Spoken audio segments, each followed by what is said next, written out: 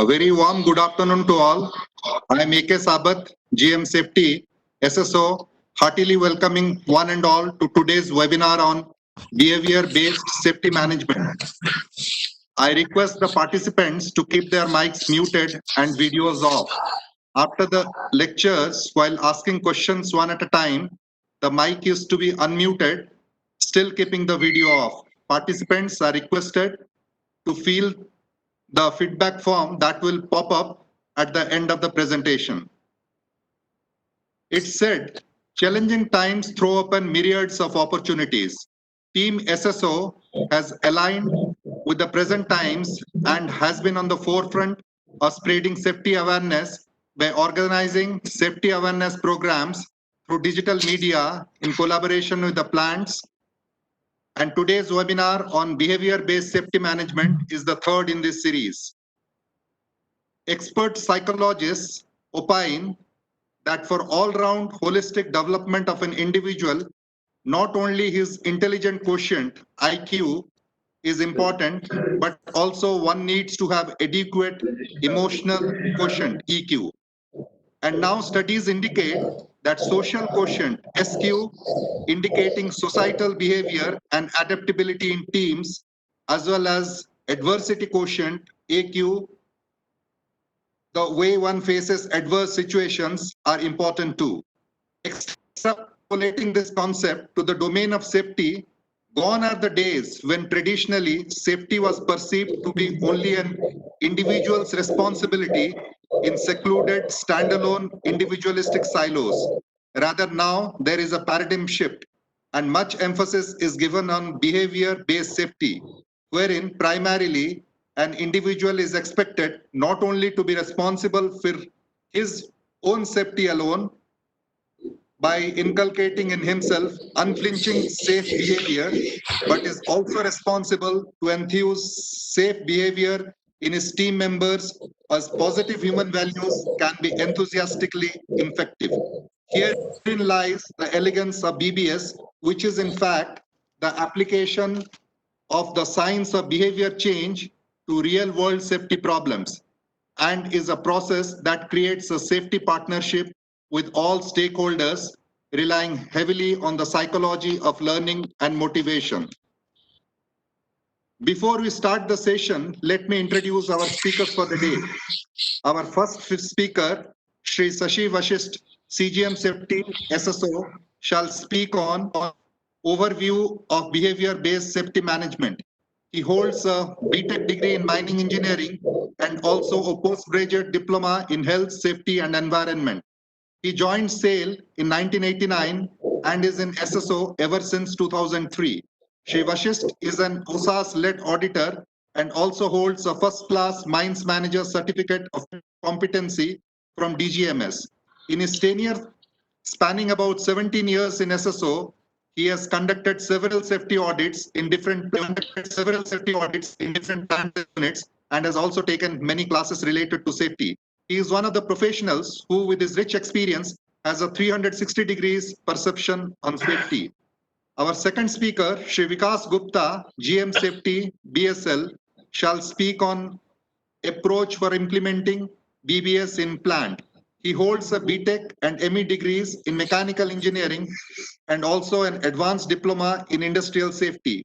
He joined SAIL Bokaro Steel Plant in 1994 and is in safety engineering department since 2015 after stints in PED, Vigilance, and HSM. He is the winner of many Quality Circles awards and has played a key role in the development of SAP for BBS and other safety-related activities at BSL.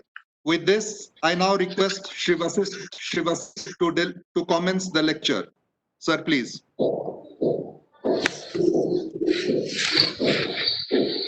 Good afternoon, everybody. Am I audible? Friends? Yes, sir, you are audible. Today, okay, thank you, Sabaji. Friends, today's topic of our webinar, that is behavior-based safety, is one of the very important topic in the present context. As you have seen, we often use the terms attitude, behavior, perception, beliefs, values in our daily life. In our normal plant working, we often says that this person possesses positive attitude, this person have good risk perception. At our homes, we often find our children sometimes not behaving in a proper manner. So what I mean to say that these terms are being used very frequently in an interchangeable manner without very much clarity. The term behavior in itself is a very complex subject. Why I am saying this? Because it depends upon a number of variables. It depends upon the individual, it depends upon the time as well as the location. When we are at home, we are a different person. The same person, when he enters the plant premises, he behaves in a different manner. At home, we are in ownership mode of behavior. Ownership means we own every member of our family because we love them. So we do not tolerate any deviation from the norms. But the same person, when he enters the plant, he tried to behave in a compliance mode. Whatever the minimum necessary is required to ensure the work going, he will behave in that manner. Same person when he sits in front of a boss and discuss something, he behave in a different manner. Same person when he is in police station or in judicial custody is altogether a different person. Moreover, a number of factors like culture, perception, beliefs, they impact the behavior. So what I mean to say that it is a very complex subject, not easy to understand. Now, if you see our activities in industries in general, the safety activities in any industry, the efforts we are making, these are directed towards addressing the unsafe conditions and not at unsafe act, which is the prime reason for the accidents. You see, in our country, the road infrastructure has improved tremendously. But is that an indicator that the accident have reduced? No. Why? Because people have now found that roads are comfortable. Now they have increased the speeds, which many times result into accident. So unsafe conditions, by eliminating unsafe condition, we are not going to reduce accident. Now, if you see the safety experts' views on this subject, Henrich and Bird, you might know the triangles, accident triangles, where the base of the triangle is the near miss. Henrich says that every 330 injury, 300 will lead to the near miss, 29 to serious injury, and 1 to fatal or lost time injury. So if you extend this triangle further, at the base of the triangle is your unsafe acts and condition. So it is quite obvious that we have to now focus our attention on the behaviors of the people. Now, when I use the term attitude and behavior, you might have seen in many cases, in many accident reports, we used to write that Mr. X do not possess a correct attitude, he should be careful, he should be given training, like that. Such remarks actually focus on our belief that attitude impacts behavior, which is not the fact. Attitude is required, a general positive attitude is required, I am not denying. But the real power in terms of long-term performance is in the consequences, behaviors. So it is the consequences of our action which determines the behavior and not rightly the attitude.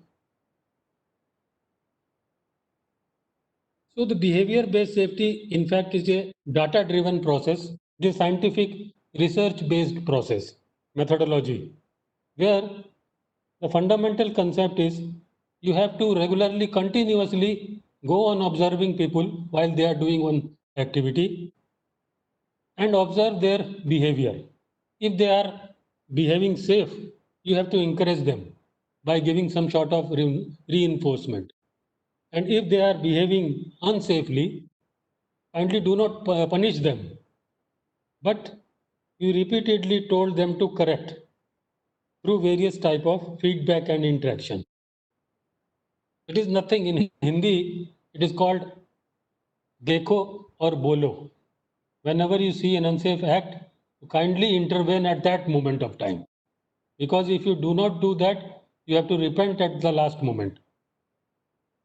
Unlike the roko toko which we used to do in our plants, the difference between dekho bolo and roko toko is that in dekho bolo you have to do the intervention in a very sensitive manner, in a very concerning attitude, with a personal touch, because you do not want to hurt the feeling of the people you are observing. So it is a delicate issue, there is no doubt, but it is not difficult to implement. There are various advantages of this type of safety management, and the success of this BBSM is depends upon only two factors. Number one is employees engagement, and second is the management will or management consent to implement. So with these few opening remarks, I will now start my presentation. The roadmap of my presentation is like this. What are the present issues and concern which we are facing in the area of safety management? Why to focus on unsafe behavior? Factors affecting human behavior and performance, and why people take risks and how we can stop them from taking risk. And finally, the behavior-based safety, I will be giving just basic concepts and a brief idea of how to implement, what are the steps and what is the benefit that we are going to get by implementing this system. If we look into the traditional safety model of which is being implemented in every industry, these are few elements. You see, safety audits, inspection, policies, committees, rules and regulations, like this, safety awareness, training. Apart from this, we also conduct risk assessments, hazard identification. We have system of permit to work, protocol, like this. Now, if you see how many of these elements can be directly traced to injury elimination at that point of time when an injury is about to occur. At that situation, I don't think any of these elements directly contribute to prevention, except a little impact of the training. Why I'm saying little impact, I will elaborate in later on while in my presentation. But apart from training, none of the elements play a direct role in injury prevention. Now, if we see the major disasters which have occurred in the world in the last so many decades, they have a number of causative factors. If you see the 3 Mile incident, which occurred in nuclear industry in 1979, here it was an operational error. Operator failed to diagnose a stuck open valve due to poor design, inadequate operator training. Maintenance failure had also occurred before, but no steps had been taken to prevent. Like this Union Carbide disaster in 1984. This was the result of a combination of operational error, poor maintenance, failed safety system, and poor safety management. Like this, every case you see, these are a mix of the causes. But the cause which triggered this disaster is the human failure. Now, if we see the research made in this area, what the expert says that it is just like a human body. We have got a number of cancer causing cells in our body. Similar type of failures or latent causes, which is known as system failures, they exist in every type of work environment. Normally, these type of factors, they lie dormant and they are harmless. But once they combine and they are triggered by an unsafe act, they result into a disaster. So all these incidents are a combinations of factors. However, human failure played a predominant role in these failures. So what is our concern in general? You see, we have got a very robust safety management in every plant. We have best or properly maintained equipment. We have all the systems, risk assessment, SOPs, SMP, manuals. All our workforce are properly trained. Then have you ever thought that why do still have accidents in our factories? What is that which is missing? Where is the catch? Now this BBS will provide you the missing link.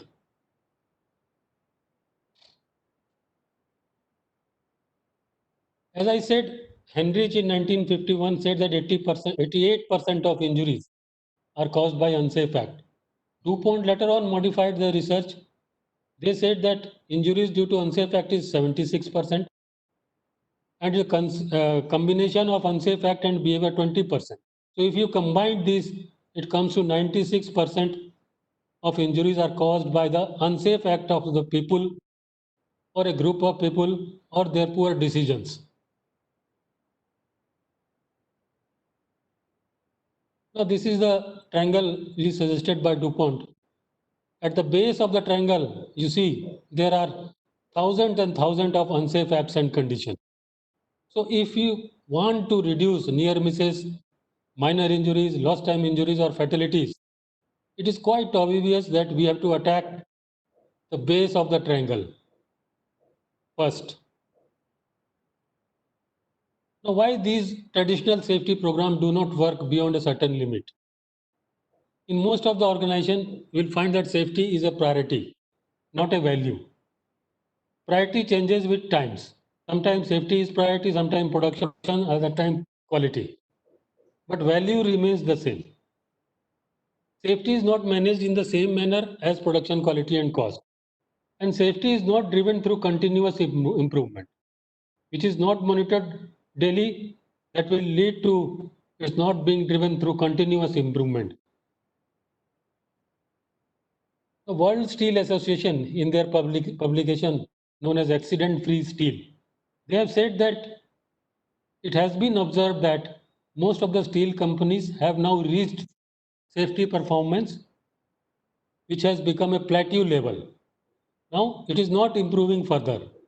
So now you have to, if you want to make a further progress, you have to concentrate your attention on the behavioral or human aspects, which is very important.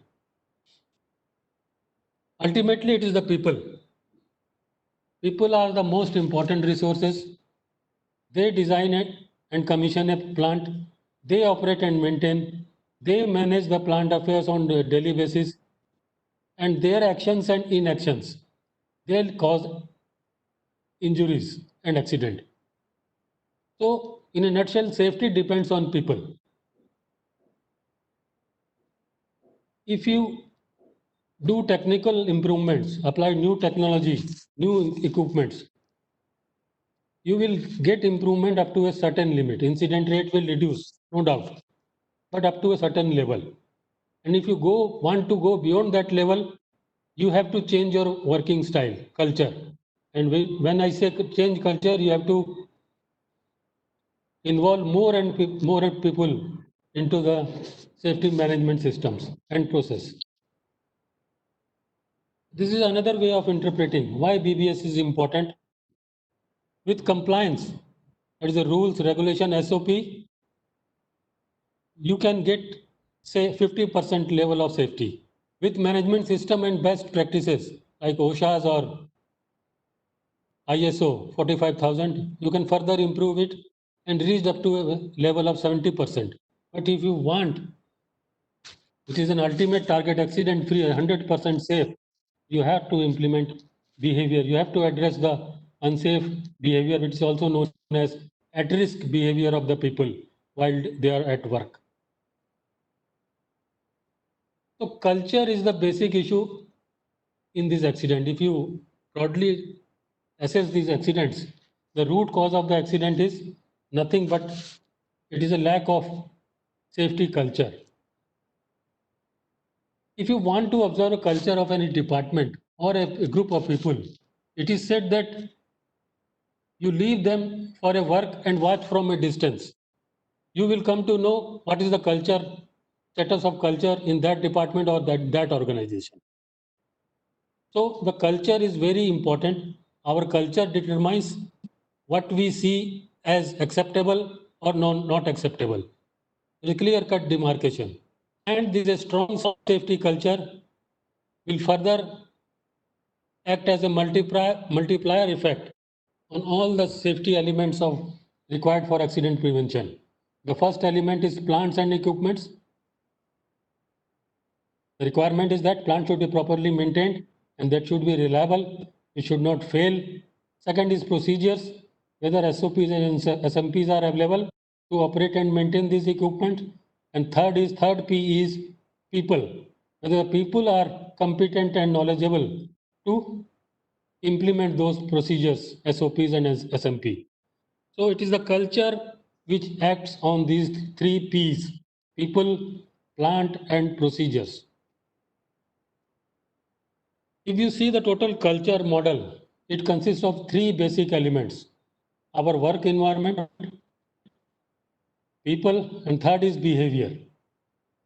The two element persons and environment, no doubt they are very important. As I said, you have to have knowledgeable and skilled people. You have to have good maintained conditioned equipment.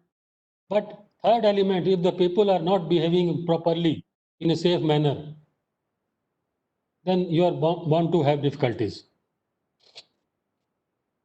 Again, with work environment, you can have an X level of safety performance.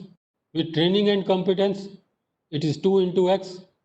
But with behavior and motivation intervention, it is a multiplier effect, 3X. Now, if you see the accident occurrence models, accident causation model, this is one of the most widely accepted model suggested by Reasons in 1990. It explains the importance of unsafe acts. You see the first three, these are 6 what we call cheese blocks. It is James Reasons Swiss cheese model, also known as. The first block is, as I said, latent failure. Latent failure means systematic failures. What is the culture? What is the system of inspection? What is the communication system? What is the training system? SOPs and SMPs. These are all latent failures. Then unsafe condition, second block. And third is the unsafe act. Now, if these barriers are crossed, you are bound to have an accident. But even after an incident had occurred, you can minimize its consequences. There are 3 more barriers which are in blue. These are called prevention type of barriers. The first is, in a system you have got automatic safety devices and warning system. You have got trained staff. So if the operator is alert, again the human factors, he can take timely control measures. But when all of these barriers failed and the accident trajectory it crosses all these barriers, then accident is bound to happen. Now this is another model which is known as DOTS, accident causation model. It explains why do human makes error. There are 4 reasons. Number 1 is improper decision. Now, why do people make faulty decisions? There are 2 reasons. First is the decision which they are taking, it is for them is logical.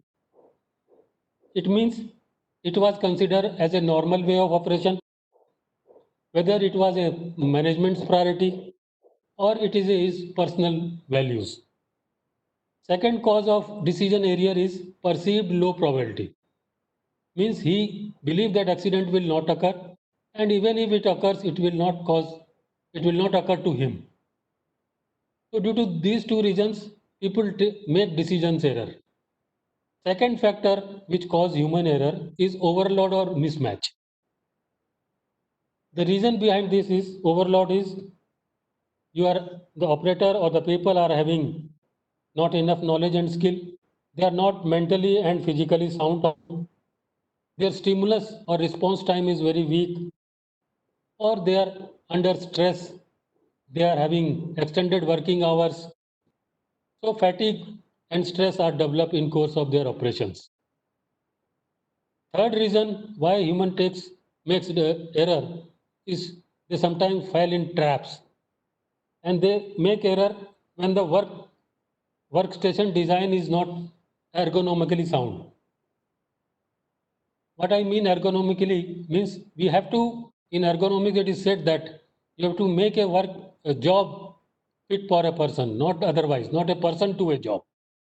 So the controls and other things should be located in such a manner which is easily accessible. Otherwise, it will again cause musculoskeletal diseases or fatigue or stress, which in long term will result in loss of attention to the job and ultimately making people error. And the last reason why people make error is the systematic failure, system weakness, which I mentioned, also known as latent failures.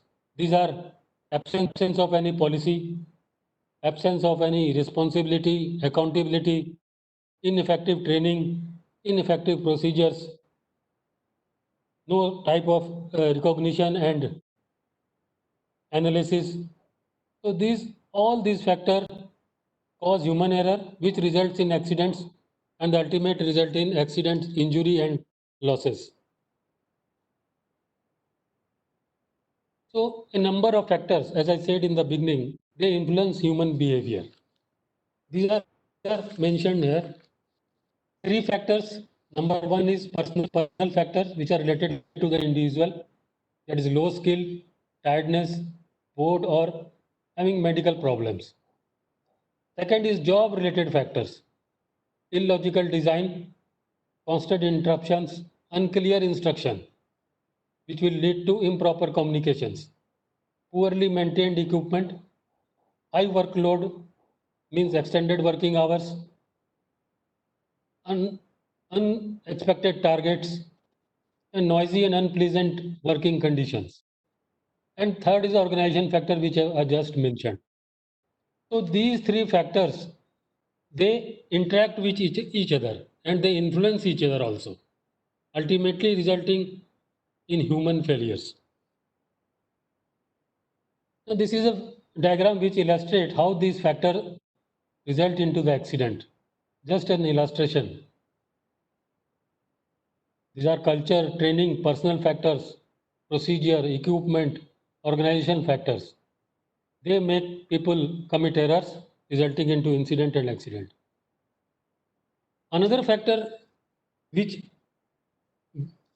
acts on behavior is the motivation of the people. If you see the performance of any individual, it is a multiplication of two things. What is motivation and second is his ability. Now, motivation is again dependent on a number of factors. What is his relation with his superiors, boss, as well as peers? The job itself, whether it is a challenging or boring job, and whether he is recognized for his achievements, whether it is reflected is in promotions, whether he has been given new and higher responsibility as he climbs the organizational hierarchy. There are also pressure from the peer groups. So all these factors affect his motivation, which in turn affect the overall performance of an individual. Now it is the group of individual which affects the performance of an entire department or a plant. When a plant is or a department performance is good, it indicates that it is the collective performance of the behavior of the people which is good, and as well as vice versa. The two important factors characteristic of an individual, as you know, is the behavior and second is the attitude. Now I'll explain the difference between these terms. Behavior, as you think, as you see and know, it is observable. We are playing or watching TV or doing work in the shop floor. Anybody can observe us. It is measurable. You can easily measurable how many people are working under you. They are wearing PPEs. How many people are adhering to the procedure. It means behavior is measurable. And when a thing is observable, measurable, it is clear that it can be managed. You can easily find that a crane operator, while moving with load, whether he is giving alarm or siren. So if he is not giving, you can easily intervene and counsel him, give his feedback that what is the consequence of this behavior, so that he can improve. So in a nutshell, behavior can be managed. Now this is how behaviors are formed. You see, behavior depends upon a number of factors. The first and the foremost is the heredity. Our heredity or the genetic factor, they shapes our behavior. The way we look, the way our habits are, the way our behavior are, it is determined to some extent, depends upon heredity. Then culture. Culture, different group of people are from different states and culture. You can easily find there are certain group which are more entrepreneur in nature. Some group or some state of people from certain states, they are more hardworking. Some states, the people are more creative. So it is the culture which makes the difference. Third is the family and the social background. The way we react with our family members, we see our parents, we take learnings from them. We interact with many people since our childhood, be it our friends or schoolmates or teacher. Now at the shop floor, we interact with many people. They also impact our personality. And third is the situational factors. That is known as job factor. What are the hazards present in my job? What is the standard of noise or illumination? What are the SOPs and SMBs? So this also impact our personality. Personality in other way impacts attitude, and attitude affects behavior. And the last block which I have added is the consequence. It is the consequence which determines your behavior. I am repeatedly focusing this word. It is your consequence which determines your future behavior. Whether its consequence is positive or negative. You are going to learn by your consequences.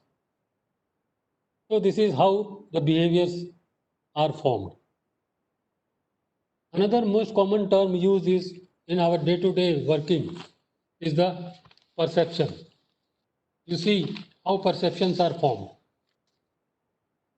You see, whenever you assign a task to your subordinate, he thinks many questions before taking a decision. He actually is trying to weigh the measure on two sides of the wave bridge, I can say. One side is the risk and other side is the benefit. So if the benefit as per his perceptions are more, he is most liable to take the risk. No matter whatever the rules, policies and procedures are available. So individual perception of the risk plays a very important role. Now this is how the perceptions are formed. Perceptions are nothing but how do we interpret the information which we are getting from the external world, which in turn affects in making our attitude. So there are various theories related to risk perception, how they are formed. One is the protection motivation theory. It says that people are more likely to protect themselves when they anticipate negative consequence. So they become aware of the hazards. So out of fear, they will take more precautions. Or if they have previous experience of any incident, they are bound to be more careful in the future. Second theory suggests that people tend to take risk when they feel a greater sense of security. For example, if you see the modern cars, they are loaded with the latest gadgets. Whether there is a seat belt or they have a anti-lock brake or other things, modern gadgets. So when driving, people are relaxed, that they feel that they are secured. Third theory is known as situated rationality theory. They say that we cannot simply call those people who take risk as crazy, because if the reward of risk taking is too great, it is considered rational. To them, the reward is more important. So that is why they are taking risk. They are not, in fact, crazy or thrill seeking. The fourth is habituated action theory, which says that engaging in a high risk behavior many times without a negative consequence, they makes a habit. कि हमारे habit का जो भी हमारा behaviour है उसका कोई negative outcome नहीं हुआ है, हमको कभी एक्सीडेंट नहीं हुआ है, तो this makes their perception more strong. And third is the social action theory. People take risk because of the peer pressure or a general community perception that the activity is at low risk. You see, when a new employee joins any department or a group, he is going to join in a particular group. Say he is in a maintenance group. Now, in that group, there are some leaders or some colleagues which are working since long. So they have a particular way of working. Now, if this is the new person thinks that safety is my topmost priority, while the group thinks it is other way, their priority is the job completion. So if the individual want to remain in this group, he have to adopt the norms of his group. Otherwise, he is simply thrown out of that group. So the peer or group pressure is also sometimes dictate the behavior or the risk perception of people. Some of the natural law of behavior, if the safe way is the easiest way, then we will behave safely. It is most common. If the safe way is the easiest way. If the safe way is difficult or uncomfortable, then we will tempted to behave unsafely. This is natural and fundamental laws of the behavior, any human behavior. On the other hand, you see attitude are inside a people's head. Nobody can see what a people is thinking. So when you cannot observe an attitude, you cannot intervene on measure. So they cannot change. You cannot change the attitude. As simple as that. But you can change the attitude by changing the behaviors. This is the fundamental difference in the BBS. It lays more emphasis on the consequences of behavior rather than the attitude. You cannot change the attitude. You can change the attitude by modifying your behavior only. This I will be explaining in my future slide. How? As I said, attitude is not visible. This is the pictorial depiction of that only. Behavior is visible. Only 10% of things are visible and known to others. And rest 90%, that is attitude, ethics, beliefs, values, they are under the tip of the iceberg. They are not known to the others. So there is one very useful theory. This is called ABC model of behavior change. You know, A stands for antecedents, that is called activators. B is the behavior and C is the consequence. It says that behavior is a function of consequence, which I have been saying since the beginning of my presentation. As long as a person works, as long as a behavior works for a person, he will continue to maintain that behavior. And if you want to change the behavior, you must change the consequence. This is the fundamental principle of this ABC model.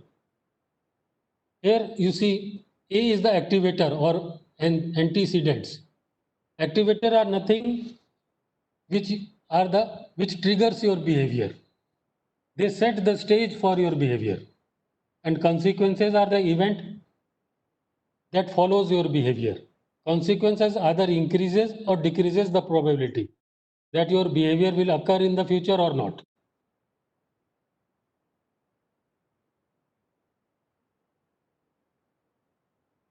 Now, to further explain this ABC model, I will take an example. Suppose you assigned a task to one of your worker or employees to clear a jam in a revolving machine. He go for the work without taking permit or shutdown, return back by completing the work in time. Now you are analyzing why he has taken such a unsafe act or behavior. So you have to look first these activators. The person was having trained, he knows the SOPs. Then why? In fact, when you further analyze, you will find that his supervisor has asked him to do the job as quickly as possible to get the machine ready for the production. Now the person has also done the job in previously without hurting himself. So he decided to take the job. Now if you look the C, that's consequences. The consequences are favorable. The job was completed in time. His superior or the supervisor was very pleased with him. And he was happy that work was complete. Now I can relax. So these consequences, whenever the consequences are positive to any person, he will continue to maintain that behavior.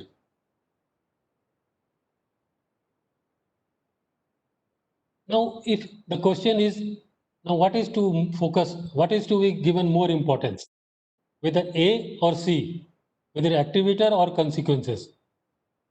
It has been observed that 80% of the times our behavior is determined by the consequences. But you see, most of the organization gives less importance to consequences and more to activators. In fact, they do reverse, just reverse. They lay more importance on the training, policies, procedure, rather than understanding the consequences of a particular behavior. So there are some examples. You see the signs in your daily life. The top two signs you are seeing daily, do they make any difference in your behavior? Certainly not. But if you see the lower bottom two signs, you are immediately alert and become cautious. If you see a signboard which is written, speed checked by radar, you immediately take control measure, bring the vehicle in control position. Similarly, you see a caution board, you immediately try to jump if there is a manhole opened. So these type of activators have impact on your behavior. Behavior are normal things. There are some examples. Somebody is playing, writing, or doing any work or activity. Now see the consequences. The top photograph, if a child you see, if a child is crying, most of the time parents what they do, they immediately come and they try to make the child happy by bribing him. They will say, okay, we'll buy a new toy for you, toy for him, or we will take you just market or in shopping. In this way, they are trying to bribe the child so that he can stop crying. So this is the positive type of consequence to the child.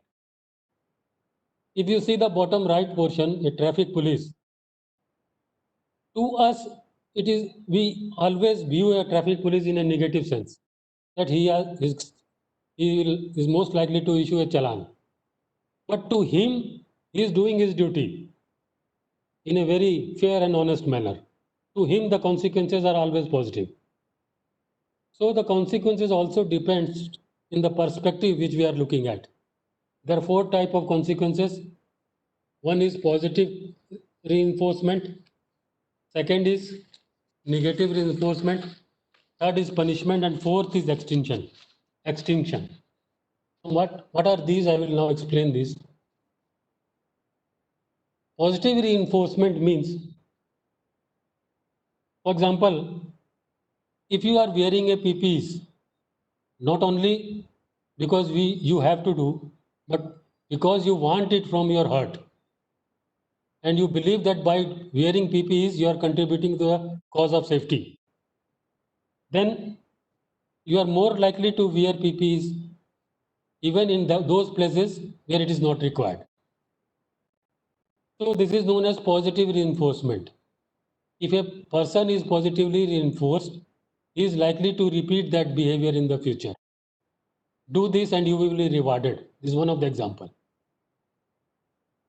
Second is negative reinforcement, which we are doing because we have to just do it. Do this or else you will be penalized. So if you are wearing a safety helmet under compulsion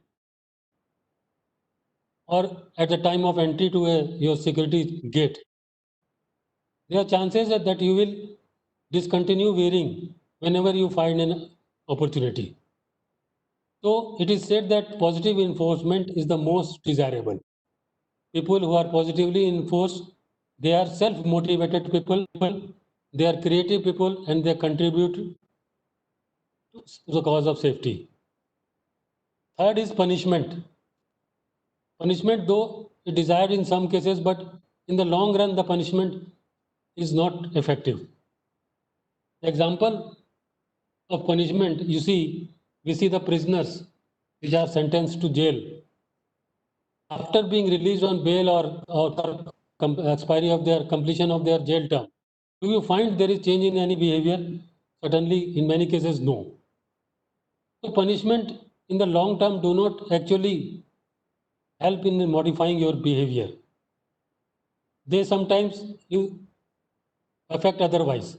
People under fear or pressure, they will start now not reporting incidents or near miss cases for the fear. And the fourth is extinction.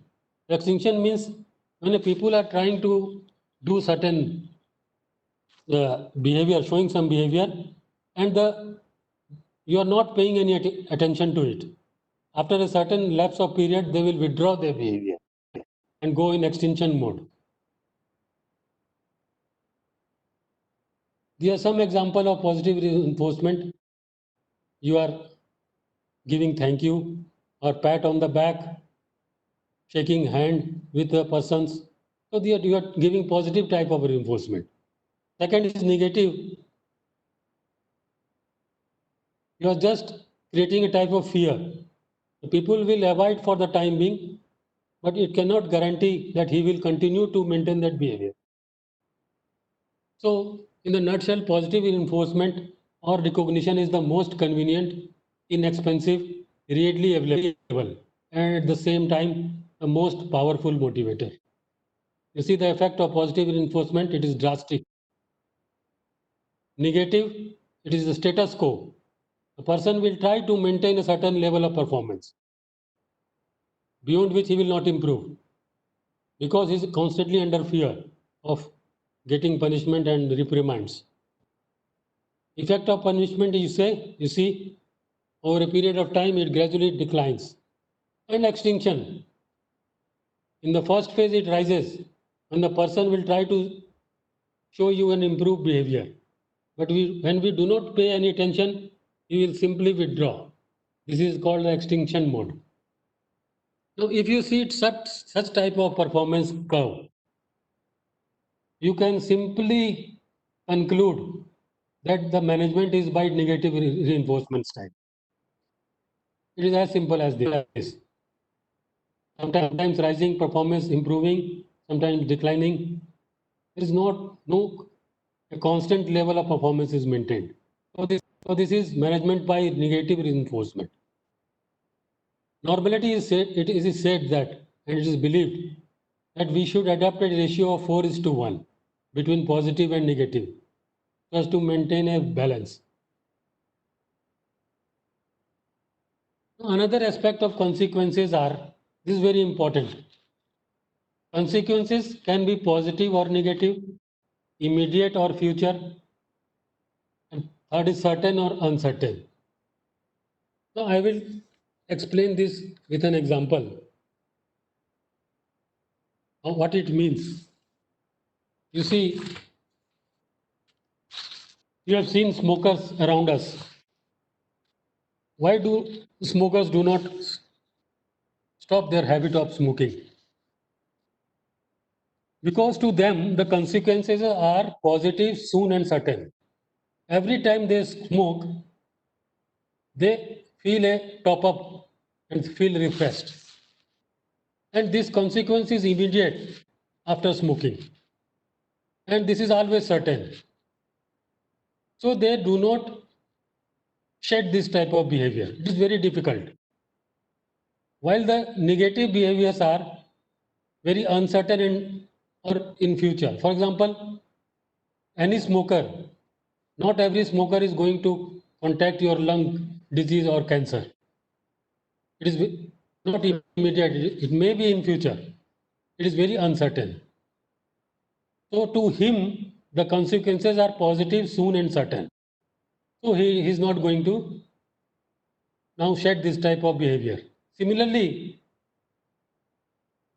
at work location, if you are doing a shutdown jobs and it is a 8 hours say shutdown jobs and you are completing it in say 6 hours by ignoring the safety rules. And if your boss thank you, recognized you for your good performance. Well, you have done a very good job. And every time he does the same thing. Positive, certain and immediate. Then you are not going to obey or follow the procedure in the long run because the consequences to him, to you are soon certain and positive. So the positive, certain and immediate consequences have more influence than the negative, uncertain and future consequence. Now, why do people behave unsafely? You see this type of behavior in our workplace. Rolling a cylinder, not using a trolley, working at height without safety harness, working under a suspended load, your truck overloaded and projected material, talking in mobile while working, which cause distraction, then overloading of a hydra crane you can see in the last picture, then using loads, heavy loads to shift through hydra cranes. So these type of behaviors being performed. If you see the Henrich and Frankfurt model, they say that you are getting ample opportunity to improve. Out of 330 cases, you have had 300 near miss cases. So if I ask any people that why do you behave unsafely, the most common reply you will receive, I have been doing this job since many years and I have not got any injury. This is the most common reply you will receive. So these are some of the other causes of unsafe behavior. You can see first is the cutting corners to save time and effort. This is the human nature. He always tries to save effort and time. Second is accepted practice. The job may have been done in the same way. So you see, in every plant, there exist many unsafe conditions and unsafe practices, which over a period of time, they become accepted by the working people and they are regarded as a standard practice. The SOP may be different, may be standard, but the practices, they are not in conformance with the SOPs. Third is reinforcement of at-risk behavior by the action of supervisor and the line managers. You see, many a time supervisor and line manager also turned their blind eye to the at-risk behavior. So this creates a false message to the working people that this is the normal way of doing and we should continue. Misunderstanding at-risk behavior, that is a low perception of risk. This is another a cause of why people take risk. Some people are having a low perception of risk. Some are having a slightly higher level of risk perception. There are some people here who are more risk prone. For example, you can see contract workers. You can find some contract workers, they will take risk. We have seen while investigating many accidents and said that during you can find in lunch break or in evening time when the work is completed, and if the work is going at height, they will try to take risk by not anchoring their full body harness with the lanyards. They will try to descend very quickly. So they have their inherent tendency to take risk. This may further be due to the lack of proper knowledge and information. Then is the ergonomic factor. I already explained that ergonomic factor, if the machine is not properly designed, controls are not properly positioned, that in the long run it will lead to the accident because of loss of attention or loss of control on the part of the operator. Then the recreation, trying to impress, it is the cause of accident, especially to the young children. They are doing this type of activities and many times result in accident. And then pressure. This is a pressure from the department or the work culture. You are getting rewards for behaving unsafely, which often outweighs the rewards for safe behavior. That is, the benefit of the risk is more than your benefit from the safe behavior.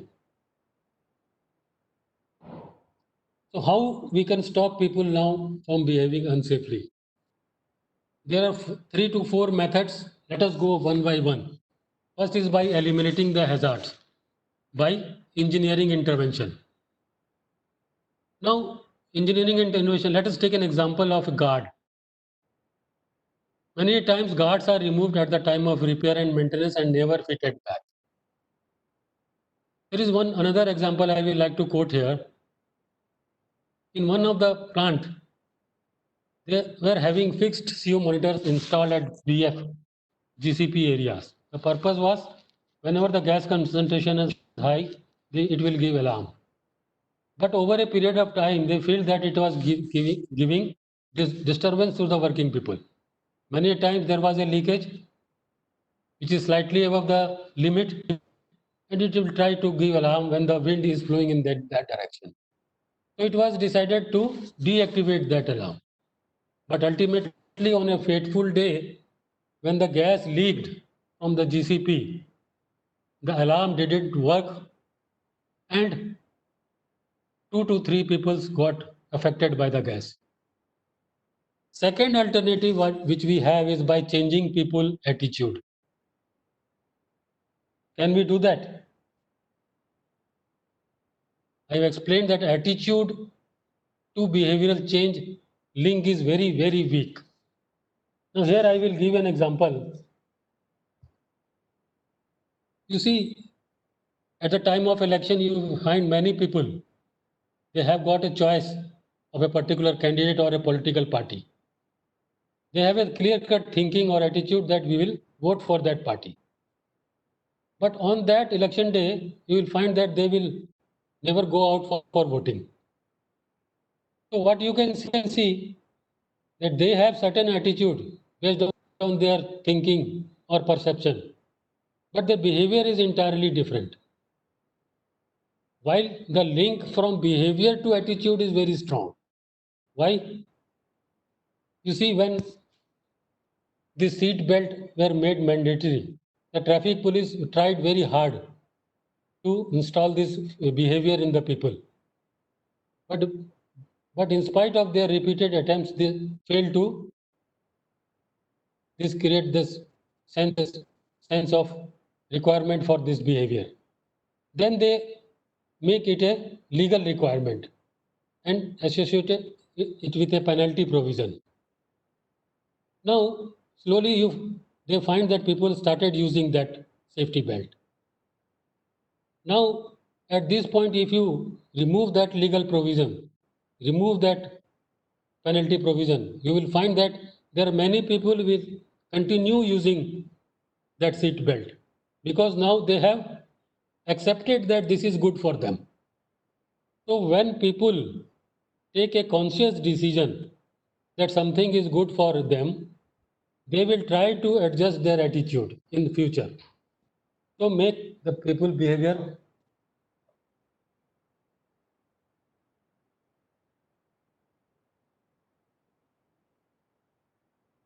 एक भी आवाज नहीं आ रहा.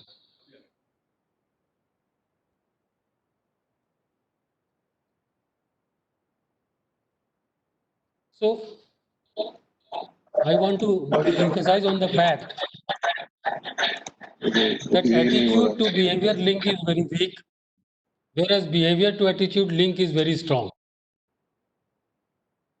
So the last option is by praising people for their good work.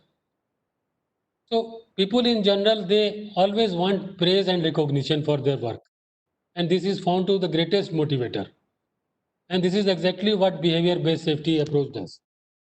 So the last option, which is the most desirable option, and they have a positive influence on behavior, is you have to understand what is the consequence of the behavior and give positive reinforcement to the people who are adopting those behaviors. So coming to BBS, I will just explain in a nutshell. It is a scientific and a very proven way, research-based methodology, why people behave the way when it comes to safety. It is a research-based, I said, is a data-driven process, which helps us in decision making.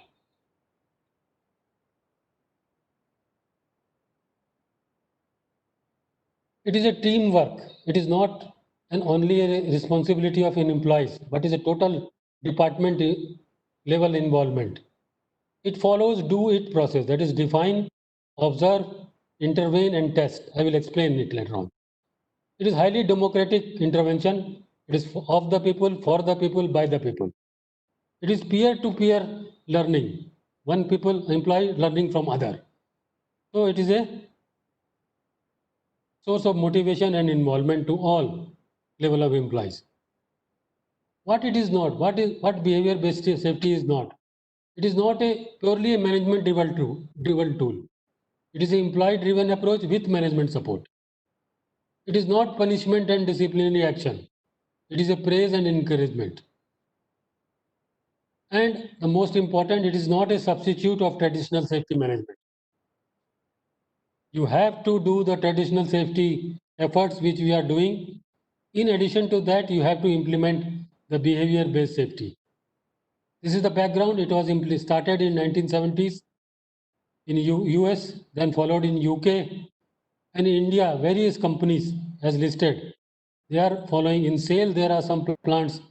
Durgapur has made an early intervention in the beginning and followed by Bokaro steel plant, which is now implementing last 2.5 years and made quite a significant progress.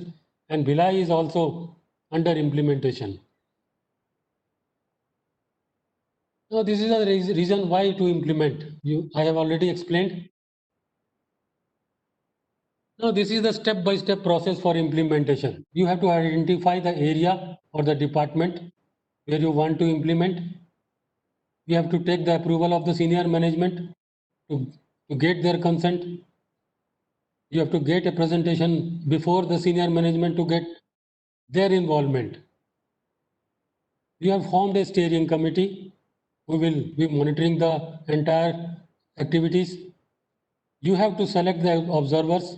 This I will be telling in slight detail in the subsequent slides. You have to train the observer. You have to prepare a checklist of the behavior, allocate time for observation and meetings. And it is a very huge documentation work which we have to do. And lastly, the review. And this is a roadmap. I have already told you have to make a presentation either through in-house experts or external agencies for introduction of the concepts and management's approval. Then you have to select observer from the departments. Normally 20% of the employees in each department can be selected an observer. And while selected observer, kindly pay to the attention that these people are having slightly inclination and commitment to safety. They can play this role slightly better. Because in the initial phases, there are some difficulties which you are going to encounter. So if such people are involved, they will ensure that it is smoothly carried out. Then training of the observer. And observer have to impart a training, how to prepare a checklist, how to do the observation, how to give feedback to the people, because it is very sensitive and delicate issue. Human behavior is a very sensitive issue. I have already told. While you are giving feedback to your peers or subordinates or colleagues, you have to become extra careful. Then you have to constitute a steering committee at department level. It is suggested that about 10 observer, one senior level executive, and a frontline manager. Minimum these should be there in the steering committee. And the function of the steering committee should be to identify what is the behaviors which you are going to form as an inventory and use subsequently in your process for observation, how to do the observation and give feedback to the people. While selecting the behaviors or a checklist, preparing checklist, you have to see the accident history of department as well as near miss cases, list of existing safety measures, your safe operating procedures. Then yes, brainstorming sessions with employees as well as all involved. With this, you can come to a consensus checklist. Now, a checklist, while doing observations, the observer has to take care of these 8 P's. In Hindi, it is called, first is parikrama. He has to take a general round of the workplace where the person is working. Prashn, he has to ask a question whether he is safe. Prashansa, praise for his safe behavior so as to reinforce the behavior in future. Parivartan, convert his unsafe behavior to safe. Prasikshan, educate by giving feedback. Pratigya, take an oath that he will improve his behavior in future. Then prachar, in the long run, the person who have improved his behavior, he can be selected as an observer. And pratna, that is a gentle request that to continuously maintain that type of behavior.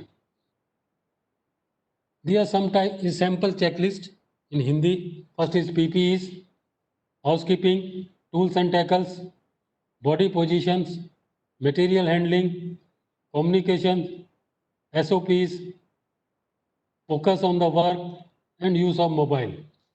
Now, this checklist is very tentative. It can be customized depending upon the plant requirement or the specific department's requirement.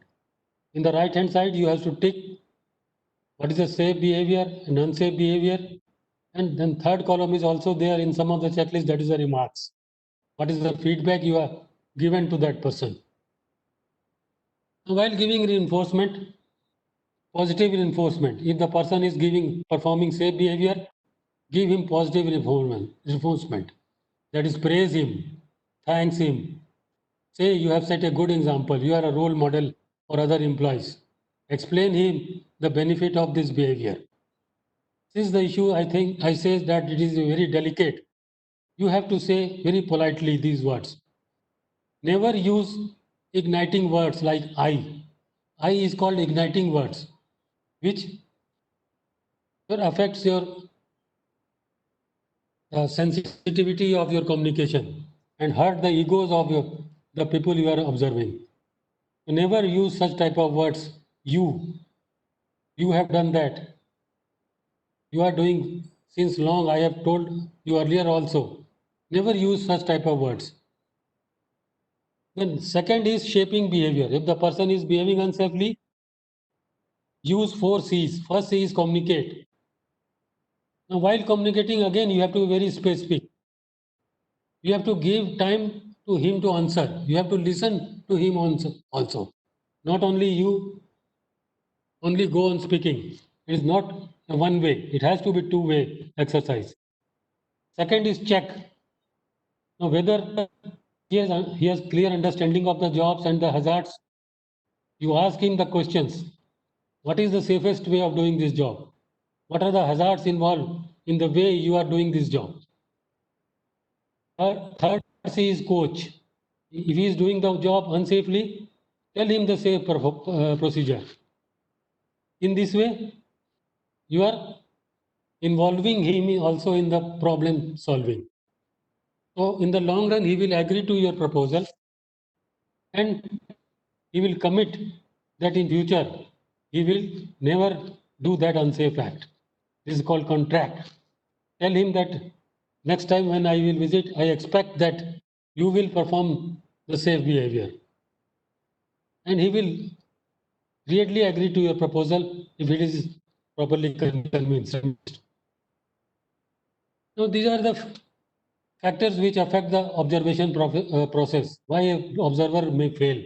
An aggressive way of responding is highly undesirable. He is giving feedback in front of others. This may hurt the sentiments. He himself is not following SOP. So there are chances that he may get a reply from the employees that I also find you many times not doing that, following that practices. It is very inconvenient and unpleasant. Incorrect way to pass feedback. I said that in the words which you are using, you have to be very polite and sensitive. No, lack of knowledge about the job of the observee. You are observing a person and you himself having not observed knowledge of that job. Lack of patience. You become impatient very quickly. You are bound to get unfavorable response sometimes, but you have to exercise patience. Not proper follow-up, personal grudge. You are having some personal enmity with that person and you are finding that this is the appropriate time to lower down his self-esteem. So you are trying to show that you are superior to all the employees. You are having more knowledge. So these type of tendencies, they hampers the progress of this process. This I have always already explained. Ultimately, the checklist which you have made, from that you are getting to two things: percentage safe behavior and percentage unsafe behavior. You calculate the percentage behavior, all both some safe and as well as unsafe, and try to give a target. Suppose this time you are having PP's behavior of compliance of 60%. Next time you keep a target of 80%. In this way, slowly there will be a progress if you are following all the steps carefully. Now some plants, they implement these steps depending upon their requirements. Some plants, they prepare chart at the plant level. Some prepare at the department level. Some target specific behaviors like PP's level comparison between the different plants. Similarly, SOP level compliance between different departments. So this is totally depending upon your requirement, what type of reports you want. These are different benefits. You are getting 40 to 75% reduction in accident rate. But since I told it is a very difficult to implement, if the results are so good, why not every industry is implementing? This is a question mark. So there are many obstacles in the path of implementation. Advantages are many, but there are many obstacles also. So you have to have patience while implementing. And lastly, as I said, this is not a substitute of your existing traditional safety measures. You have to keep continuing the measures. It is not a magical bullet that within 1 year your injury rate will come to very low. You have to patiently follow all the steps carefully. And lastly, total safety is the sum of two things, that is behavior-based safety, and second is the traditional safety management. It is the sum total of two things. Thank you for your patient hearing. Thank you.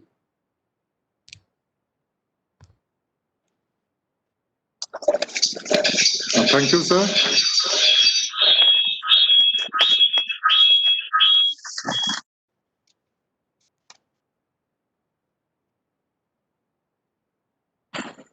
Now I request Mr. Vikas Gupta to start his session.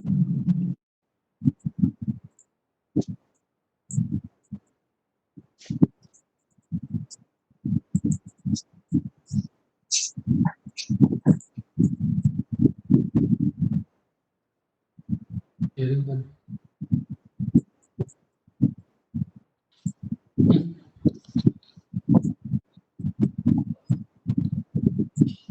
Stop sharing.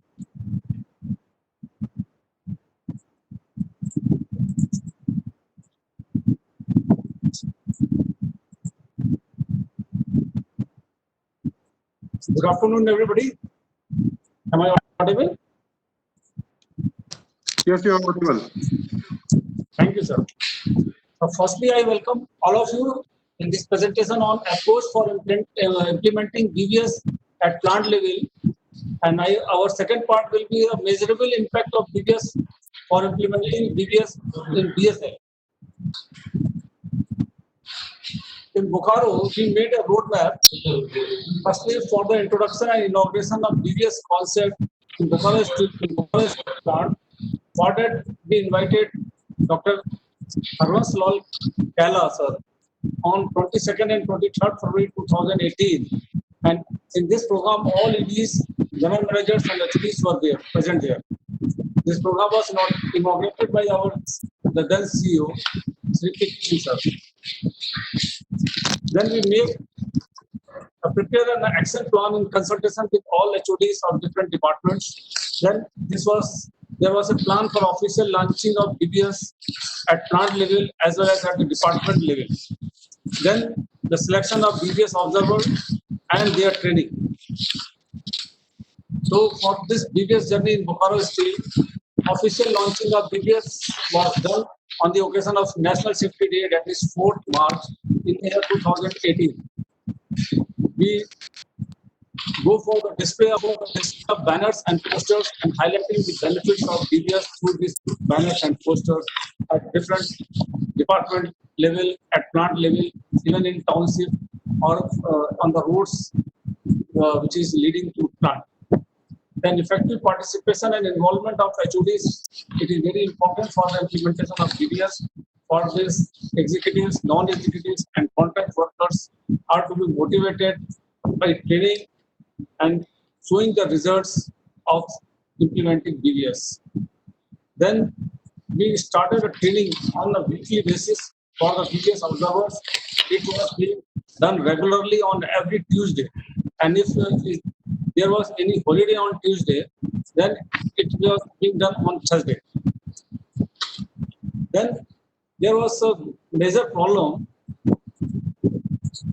on how to record the data. So we went for printing of the BBS data card.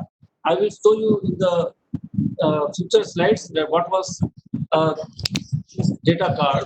And a BBS steering committee was also formed for implementing BBS and monitoring its progress. An action plan was made, which you are seeing at present. This was made in the year 2018. Mainly responsibilities are with GMs, HODs, and DSO levels. Then some new initiatives were taken for implementing this. BBS dial tone was introduced in internal telephone network that is MAX telephone network. Safety oath is made compulsory in all safety awareness meetings, and in this safety oath, a line regarding the implementation of BBS was also introduced. Then there was a problem. Every observer was getting trained and they are filling the data card. But the main problem is, for example, if there are 500 observers for BBS and they are filling the data, then how to compile all those data on a single platform? So an online module for feeding of BBS data card was developed. Then circulation of presentation of online BBS module with a screenshot through email and WhatsApp was given to all of BBS observers so that they can know how to log in on the online module of this bidding or previous data card and how to get the result of their data card. Then a communique issued regarding the safe use of mobile phone. Some motivational steps for departments and various observers was also taken in the year 2019 on the occasion of Steel Safety Day. 3 best departments who have done the commendable job on the front of BBS were awarded the trophy on the occasion of National Safety Day in the year 2019 as well as in the year 2020. Approximately 60 to 70 BBS observers were awarded. Moreover, departmental HODs were requested to recognize and award best BBS observer of their department on monthly basis. And this is the measurable result. No fatal accident in Bokaro Steel Plant during the year 2018. A record of 22 months and 5 days between 2 fatal accidents was achieved.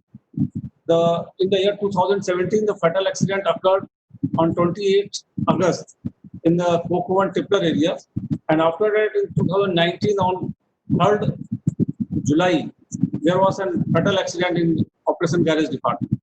So there was a fatal-free gap of 22 months and 5 days in Bokaro Steel Plant.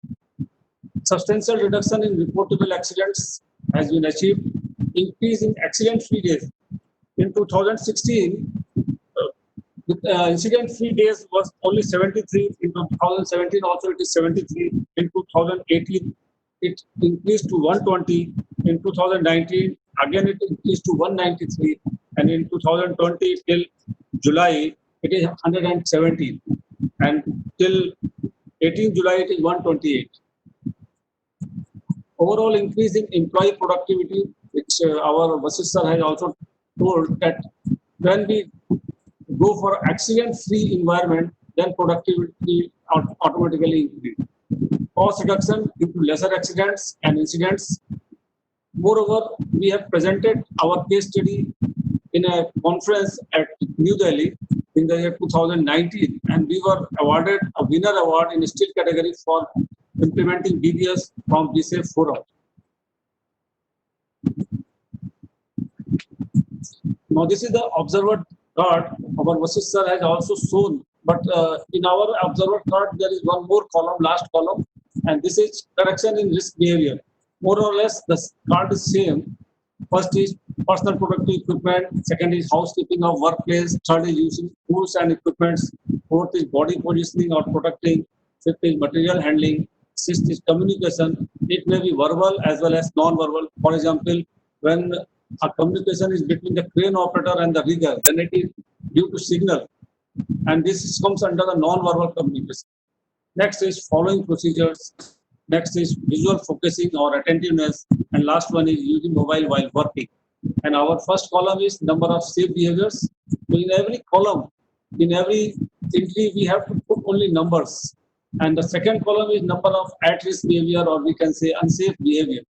So, for example, the first column against any entry, for example, if we go for a category of personal protective equipment, and if an observer observes that there are 10 safe behavior and 5 unsafe behavior, then out of 5 unsafe behavior, how many behavior has been corrected by that observer?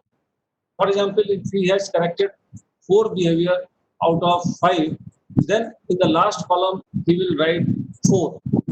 So one unsafe behavior is left, and the reason may be something which is very important to the management. For that, there is a entry on the back side of this observer data card that what constraints he faced for not correcting that unsafe behavior. So, for example, if an observer fill this data card, then he has to fill this data on the online portal also. So for that, the online module platform which we have made, so for that we have made a presentation on email as well as on WhatsApp and circulated to all the DVS observers as well as to the HODs, DSOs, and it is very user-friendly presentation. For example, if you open a browser and type this URL address on the address bar and click for Go, then we go to the behavior-based safety portal, which it was looking like this earlier when we have introduced in 2018. And when after coming to this, he has to click on the observer data card here also. Then the login page will appear, and from here he has to write his staff number as a user ID and a password for entry in the web page. And for password, there is a guideline which is written below of it. For executives, it is the sale.bsl.in mail ID password, and for non-executive, it is payslip password. Now, at present, nearly 4 months back, it has been introduced on our BSL intranet on the safety portal. When we go log in on the safety portal of the Bokaro Steel intranet, then here you can see that there is an icon BVS from which we can go to this login page. Now, after login, when a person gets login successfully, he gets a message login successful, and then he has to click on the observer data card. After clicking on this total data card is open, and here he has to write the staff number of the observer. In this, we have found that computer may not be accessed to all BBS observers. So we have made a provision for entry of data card by a third person in place of the actual BBS observer. So in that case, here we have to write the staff number of the actual BBS observer. In case this is my login ID, so firstly when we log in, then my staff number will be appearing here, and my name will be appearing here. But when we change this staff number to any other person, then his name will appear and his designation department will appear. Then he has to submit the details of the zone or section where he has taken the observation. For example, here it is CRM Pickle line 2. Then the date of observation, when we click here, then a calendar will be open here. From here we can select the date. We can enter the data of any previous date also. For example, if an observer is unable to fill the data on a particular date of observation, he can fill the data even after 1 month also. But we encourage all the previous observers to feed the data as early as possible and not later than 1 or 2 days. Then the time of observation is also very important. For that, we have made a gradation of 15 minutes. When he clicks on the time of observation, then a drop menu of 15 minutes gap, total 24 hours is appearing. And from that, he has to select the time of observation. And after that, he has to fill the data of all 9 categories. Similarly, as per his observer data card, number of safe behaviors, number of at-risk behavior, and number of corrections made in this at-risk behavior. And we have made an interlock that this entry in the third column cannot be more than the entry in the second column, because number of corrections cannot be more than the at-risk behavior numbers. After filling all these 9 entries, he has to click on the submit button, and a pop-up message will appear. Do you want to save observer data card? After clicking on OK, a message will appear, observer card successfully saved. And when we click it on OK, it is saved here. Now, as I have told that, for example, if an observer is unable to correct any unsafe behavior and found any constraint, then for feeding that constraint, there is an icon add situation. When we click on the add situation, all the card number which he has saved, every card is appearing with after saving, getting a particular serial number, which is a running serial number. So after that, for example, my last card is 118, but I want to enter the situation in 108.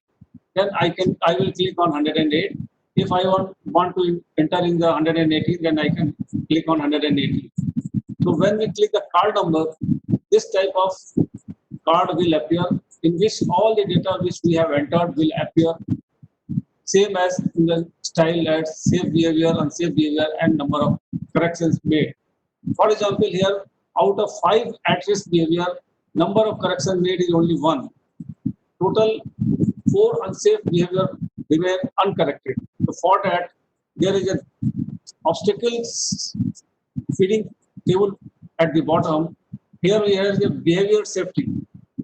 Now, when we click on this category, then all 9 categories of the safe, our previous checklist will appear, and from here we have to select the category. For example, in PPE, if we click on the PPE, then this PPE will be selected, and from in the obstacle column we can enter the actual constraint which the observer has faced, and after that he has to click on the add situation. After clicking on this add situation, again a pop-up will come, do you want to add situation, and after clicking on OK, it will be saved successfully. A message will come, and on clicking this time OK, it will be saved, and another category will open again below to that, and again from here we can select another category for the filling constraints in that category also. And we have to again follow all the slides for 22 to 26 for this. And after that, he has to click log out on the table and move out of the this data card platform.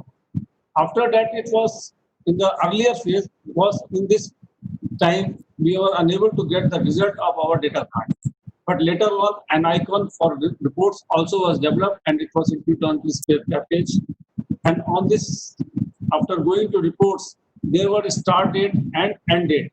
From any date, it may be monthly basis, weekly basis, daily basis, annual basis, or 2 years, whatever date we want, we can enter on this table.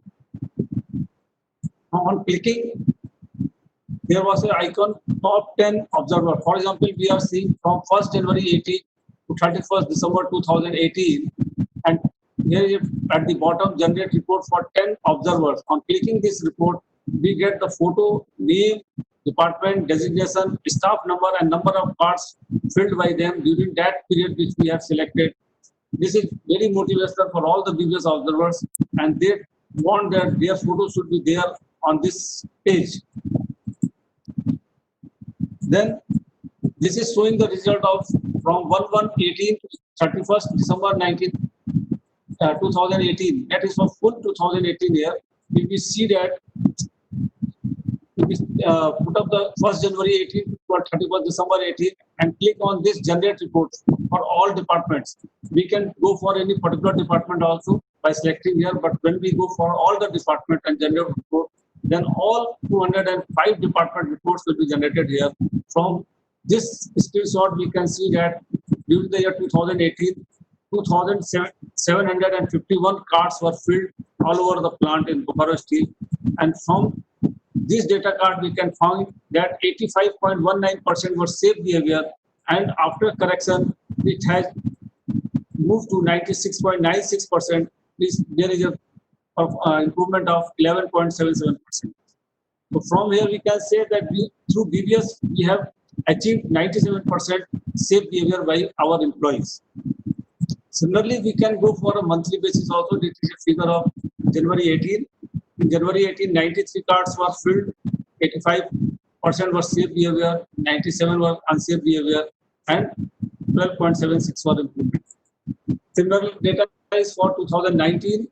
4,969 cards were filled. Initial safe behavior was 87.71%, which was improved to 97.53% through BBS. Now in the year 2020, we can see from January 1st, 2020 to 22 July 1920, of course, the number of cards is very less because due to COVID, this drive is getting hampered at present, and people are reluctant to move unnecessarily on the floor. Still, we are able to achieve 1,233 cards till now, and initial percentage behavior was 92%, and which has increased to 98.35%. Now, if we collect data from beginning till date, then there were 8,982 previous cards, and total safe behavior at the before correction was 87.76%, which has increased to 97.5%.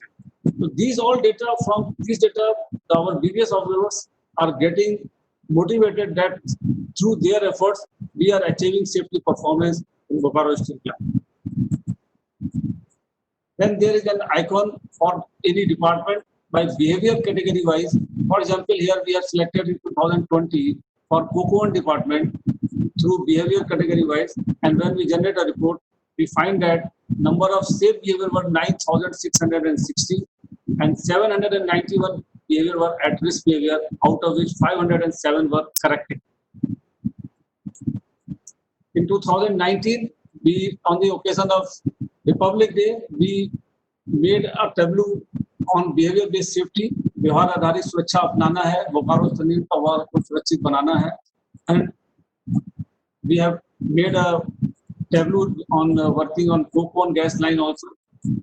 And we, our safety professionals were made a march past with banner of based on BBS. व्यवहार आधारित सुरक्षा का नारा है, भाई बंधु की सुरक्षा अपनाना है. And we were awarded a memento also on that occasion. Thank you very much.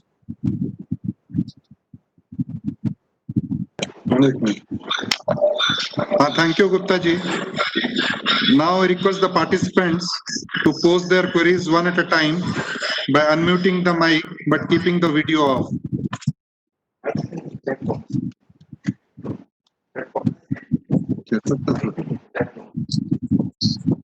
The participants may kindly pose their queries.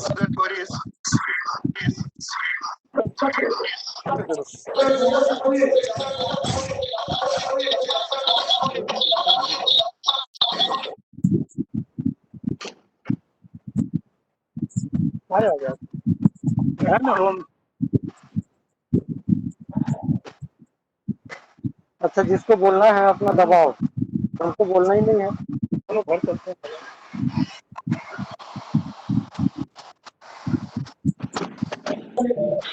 आपको देख दी ना.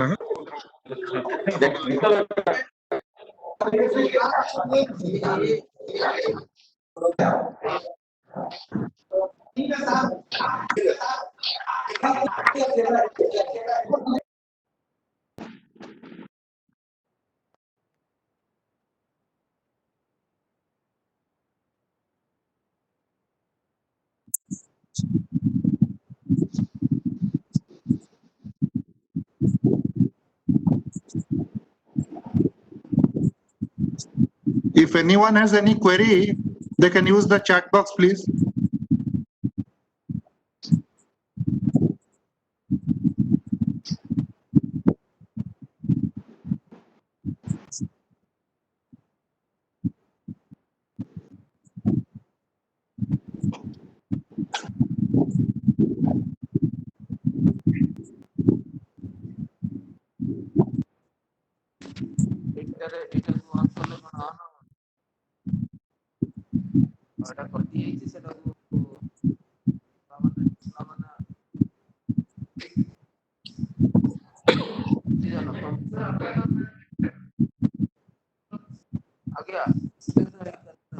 चार्ट बॉक्स कहाँ है? ये इसी में होता है ना?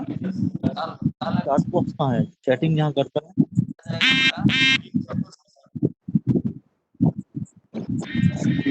नहीं है तो Chat box is there on the screen. इनमें एक option है. लेकिन आप पूछा नहीं. कुछ बोलना है तो अनम्यूट कर दीजिए. बोलिए ना आप. बात चाहिए.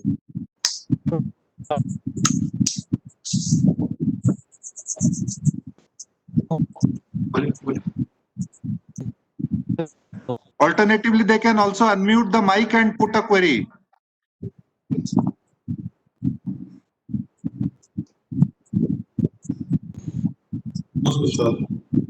बोलिए.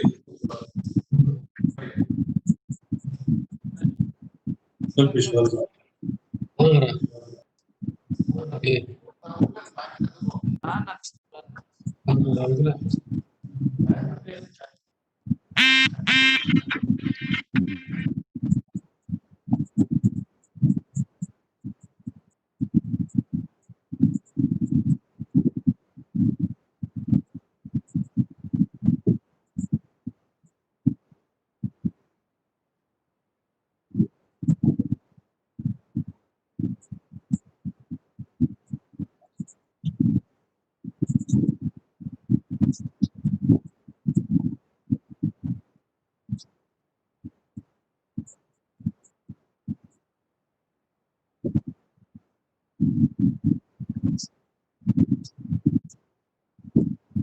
Yeah, we have a question.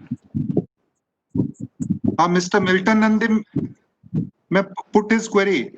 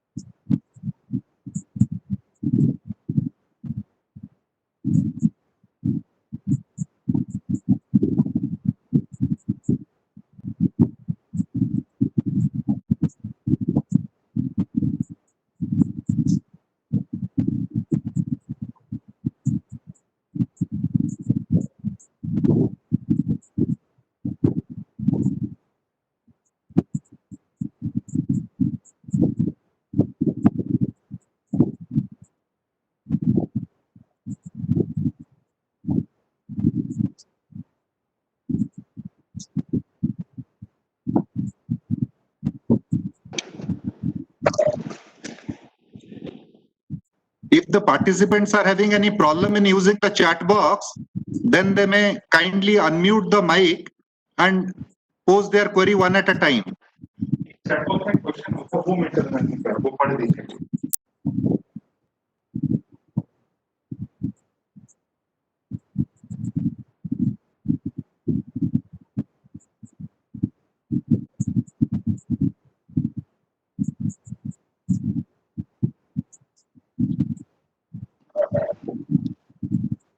There is a query on the chat box from Mr. Nandi. He is asking if there is a separate BBM for contractual labor.